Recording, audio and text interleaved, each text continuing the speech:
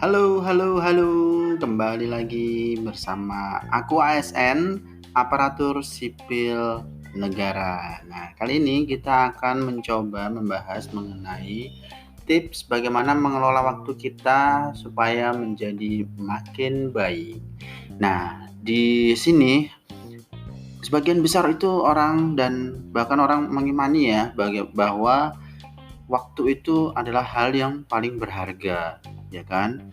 Dimana semua orang ini memiliki waktu yang sama, tapi dengan waktu yang sama tersebut ada orang yang memiliki capaian yang sangat luar biasa, bahkan menjadi orang yang terkaya di dunia misalkan, ya kan? Nah, tapi ada juga dengan waktu yang sama sehari 24 jam, ya kan? Dalam 1 jam 60 menit, dalam 1 menit ada 60 detik. Kita masing-masing orang memiliki waktu yang sama tapi capaiannya gitu-gitu aja, nggak ada progres yang wah gitu, nggak ada yang dibanggain lah gitu istilahnya. Nah, ini ada hal unik tentang waktu ya, yaitu waktu itu tidak bisa dihentikan, ya nggak?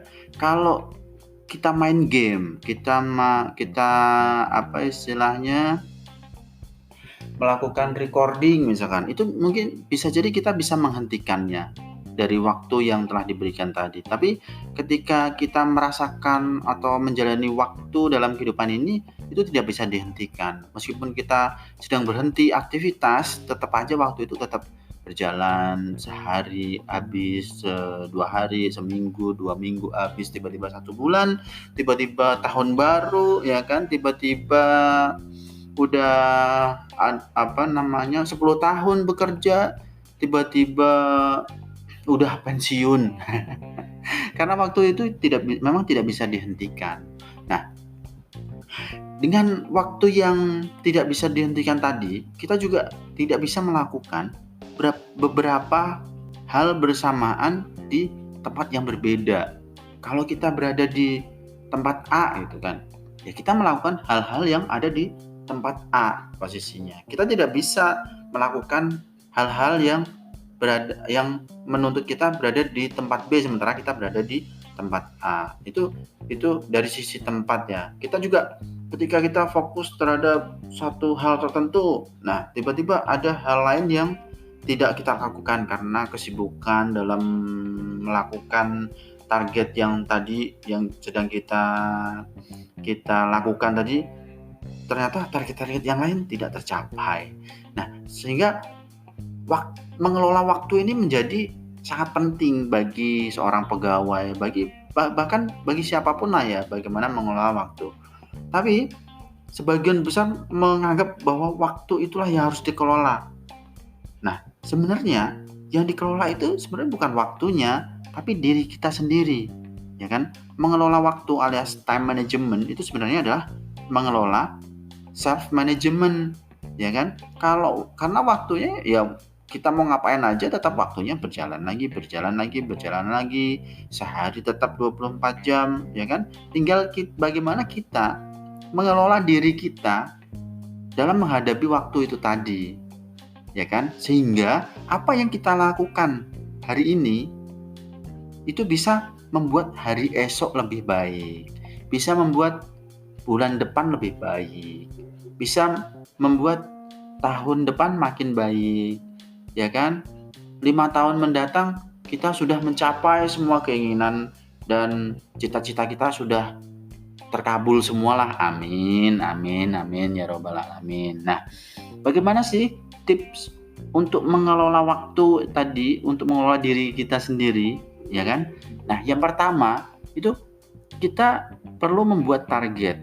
Target ini target jangka panjang, target jangka menengah yang terdistribusi per tahun, per bulan, bahkan kalau memungkinkan per hari.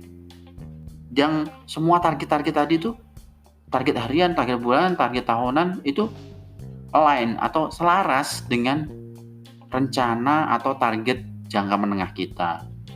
Nah, target jangka menengah ini kurang lebih 5 tahunan lah ya. Target jangka panjang ya, bagaimana kedepannya pada saat kita pensiun nanti kondisi kita seperti apa, ya kan? Pada waktu kita usia mendekati pensiun, kita apa istilahnya, posisi jabatan kita berada di mana, ya kan? Tingkat kekayaan kita seperti apa, itu sudah kita rencanakan terlebih dahulu.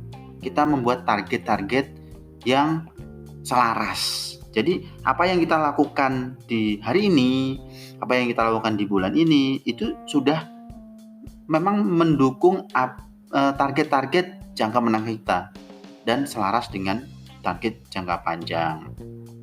Nah, yang kedua yaitu kita buat jadwal harian ya. Jadwal harian dan jadwal mingguan.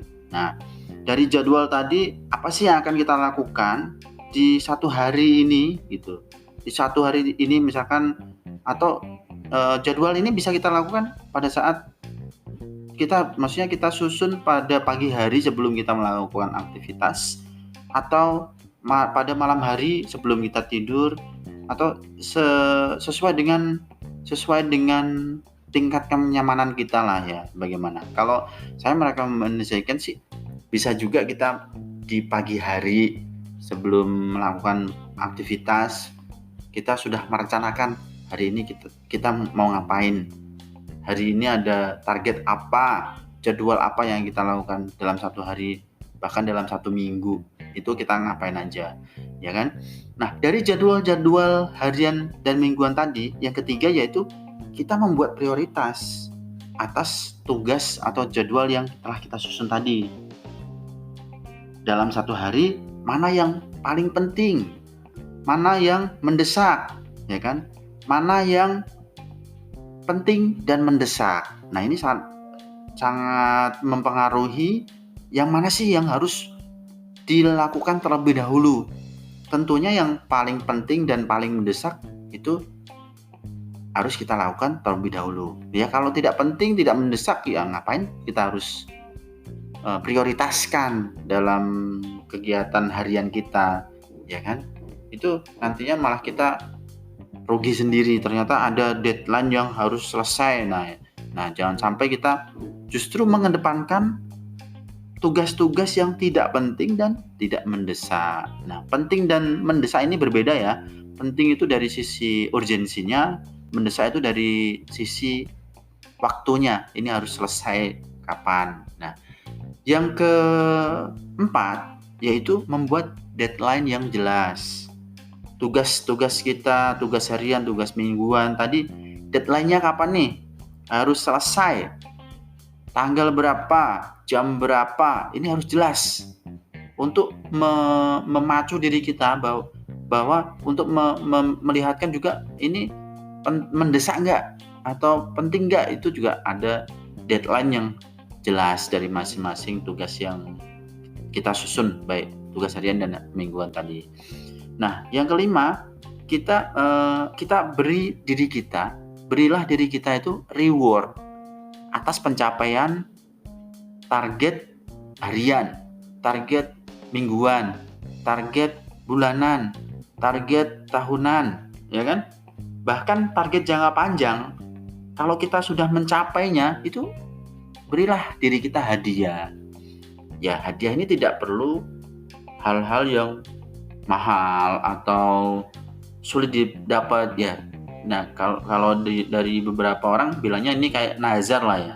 Kalau saya bisa menyelesaikan target A ini dalam jangka waktu 2 hari ini, saya akan memberi diri saya hadiah berupa es cappuccino di kantin belakang. Nah, itu menjadi reward kecil untuk pribadi kita.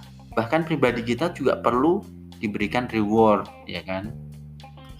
Yang keenam yaitu kalau misalkan ada tugas-tugas yang bisa dihilangkan, jangan tadi ada tugas-tugas yang sudah kita susun, kalau bisa dihilangkan ya dihilangkan aja. Ngapain kita harus melakukan tugas-tugas itu tadi gitu? Itu kalaupun bisa dihilangkan. Nah, pertanyaan pertama, kalau misalnya ada tugas nih, ini bisa kita eliminasi nggak dari to do list kita? Oh bisa, ya udah segeralah eliminasi itu. Yang kedua, ketika kita melihat jadwal tadi, apakah pekerjaan ini bisa diotomatisasi, ya kan? Otomatisasi. Kalau bisa dibuat otomatis, ya kita buat otomatis lah. Sehingga ke depan besok-besok ketika ada tugas yang sama tadi, itu otomatis akan selesai. Sehingga spend time yang kita lakukan untuk menyelesaikan tugas saat ini itu membuat besok kita lebih leluasa, ya kan? Kalau tidak ada kerjaan yang sama di kemudian hari, itu kan artinya waktu kita ke depan itu bisa lebih leluasa. Nah, yang ketiga nih, kalau ada tugas itu bisakah kita delegasikan? Kalau kita bisa mendelegasikan hal tersebut, ya semaksimal mungkin kita delegasikan saja. Terutama untuk hal-hal yang kecil, ya kan? Misalkan untuk fotokopi, misalkan untuk memberi nomor surat, ya kan? Atau membuat verbal bagi ASN, ya kan? Nah, untuk hal-hal yang bisa didelegasikan ke bawahan atau ke orang yang tingkat kesibukannya masih rendah, nah itu bisa semaksimal mungkin delegasikan, ya kan? Nah, ketika kita mendelegasikan itu, kita harus memberikan tanggung jawab kepada orang lain bahwa ini akan diselesaikan oleh dia. Kita ya mau nggak mau memang harus percaya kepada orang tersebut bahwa apa yang kita delegasikan kepada dia itu akan tercapai. Nah, ketika mendelegasikan ini biasanya orang akan berpikir, wah jangan deh, soalnya kalau dia yang ngelakuin nanti kualitasnya nggak akan sempurna. Nah, ini kita jangan terlalu tersesat ya pada hal-hal yang terlalu detail atau menuntut kesempurnaan yang terlalu tinggi, sehingga kita malah kewalahan menyelesaikan tugas-tugas kita yang pending sebelumnya. Semaksimal mungkin itu sudah bisa diselesaikan, tidak harus sesempurna mungkin, yang pasti kita sudah melakukan hal yang paling optimal yang kita mampu, ya sudah, kita proses lah itu tugas atau kita anggap itu selesai. Nah, yang ketujuh, kita mulailah dengan hal kecil ya. Dari jadwal yang kita lakukan tadi, mulailah dari hal-hal kecil. Aktivitas-aktivitas kita itu aktivitas kecil tapi dilakukan secara konsisten. Misalkan bagi umat muslim, pagi-pagi membaca Al-Quran sehabis beribadah sholat subuh misalkan 1 lembar, ya udah, yang penting itu konsisten dilakukan setiap hari, konsisten dilakukan setiap minggu misalkan. Olahraga seminggu sekali, seminggu 3 kali, seminggu bahkan sehari sekali 30 menit. Yang penting kita melakukan hal yang konsisten. Nanti akan terbentuk disiplin ya nanti posisinya. Nah, yang kedelapan, katakan tidak untuk multitasking. Kalau kita sedang melakukan A, terus kita didistract untuk melakukan B, orang kita itu sendiri, badan kita satu, pikiran kita satu, tidak bisa melakukan dua hal yang berbeda. Multitasking itu semaksimal mungkin dihindari lah ya. Dan belajarlah untuk menolak sesuatu. Jangan selalu menjadi orang yang oke, siap, mantap, menerima semua perintah dari atasan tapi ya melihat ini load kita juga. Kalau misalkan load kita sudah terlalu tinggi, belajarlah untuk menolak kalau misalkan ada tugas tambahan. Karena nggak cuma kita, kalau kita pegawai di instansi pemerintah misalkan ASN, ya nggak cuma kita, pegawai itu nggak cuma kita. Jadi komunikasikan dengan baik bahwa sekarang ini deadline-nya masih terlalu banyak sehingga tidak bisa kalau misalnya tambah satu. Nah, hal seperti itu yang biasanya menjadi tabu ya kalau misalnya dikasih tambahan kegiatan. Oh iya pak, padahal waktu kita udah habis, nggak bisa pulang on time gitu ya istilahnya, selalu pulang malam karena tidak selesai kerjaan kita, tapi kita tetap menerima. Ya kalau misalkan kemampuan kita masih mencukupi tidak masalah, tapi belajarlah untuk menolak sesuatu dengan baik. Nah, yang kesembilan ini ada 10, 11, 12 lah ya. 12 ini yang kesembilan.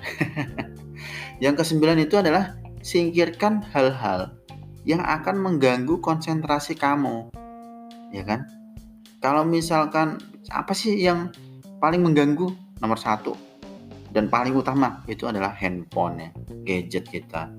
Aturlah kapan kita perlu melihat atau membuka media sosial, itu ada waktu-waktunya. Tidak setiap saat kita harus membuka, harus online terus setiap hari, karena kita memiliki tanggung jawab yang berbeda. Hidup kita bukan hanya di media sosial itu aja, tapi kita memiliki tanggung jawab yang lain, yaitu pekerjaan kita, keluarga kita, dan terutama bagaimana kita bisa mengoptimalkan waktu yang kita miliki tadi, mengoptimalkan diri kita sehingga kita bisa lebih optimal dalam melakukan segala sesuatu. Nah, termasuk merapikan meja ya.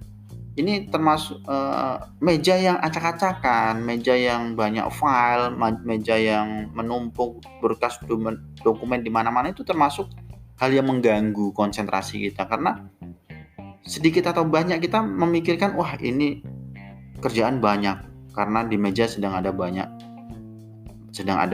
file, ya kan? Ya ambil aja satu, yang lainnya kalau misalkan memang itu kerjaannya harus diselesaikan ngurut, ambil saja satu persatu, selesaikan satu, nanti lama-kelamaan akan selesai sendiri. Nah, yang ke-10 ini jaga inspirasi dan motivasi kita. Ini sangat penting. Cobalah berbicara dengan orang-orang yang menurut kamu orang tersebut itu memberi inspirasi bagi kamu, atau membaca buku, atau menonton video, atau mendengarkan podcast yang bisa menjaga inspirasi, bisa menjaga diri kita tetap inspiratif dan memotivasi kita untuk selalu gigih dalam mencapai target-target yang telah kita susun sebelumnya. Nah, yang ke-11 ini jangan lupa untuk enjoy, tetap gembira, ya kan? Kalau kita murung, kalau kita sedih, itu ya makin lah waktu kita, makin lah kualitas diri kita dengan menghadapi atau menjalani target harian, jadwal mingguan itu dengan enjoy, itu waktu itu terasa lebih menyenangkan, ya kan? Ini kan masalah self management nih, bukan masalah, poin utamanya itu adalah self management. Kalau diri kita nyaman, diri kita gembira, insya Allah semuanya lancar dan bisa teratur lah gitu istilahnya. Dan yang terakhir, jangan lupa jaga kualitas tidur. Nah, ini kalau kurang tidur tahu sendiri lah ya, pagi-pagi bawaannya udah kusut, nggak nyaman, ya kan, pegel-pegel badan belakang. Nah, kualitas tidur ini perlu dijaga. Salah satunya ya sebelum tidur istirahat dulu lah, lemaskan dulu, beri waktu tubuh kita untuk istirahat, ya kan, sebelum tidur. Kalau mau tidur ya bisa kita misalkan minum susu atau minum teh biar rileks tubuh kita, atau membaca buku, ya kan, atau nyantai-nyantai. Yang penting kita memberikan penghargaan, memberikan istirahat kepada tubuh kita.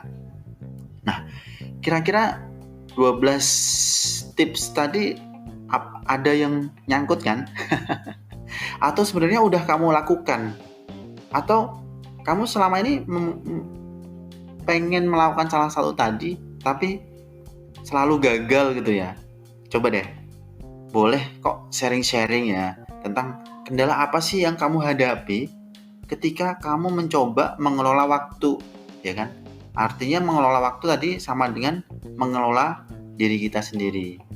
Nah, boleh nih, boleh silahkan disampaikan apa kendala-kendala yang kamu hadapi dalam mengelola waktu. Demikian untuk sementara ini terkait dengan tips mengelola waktu. Saya Khairul Mampe, aku ASN Aparatur Sipil Negara. Sampai jumpa.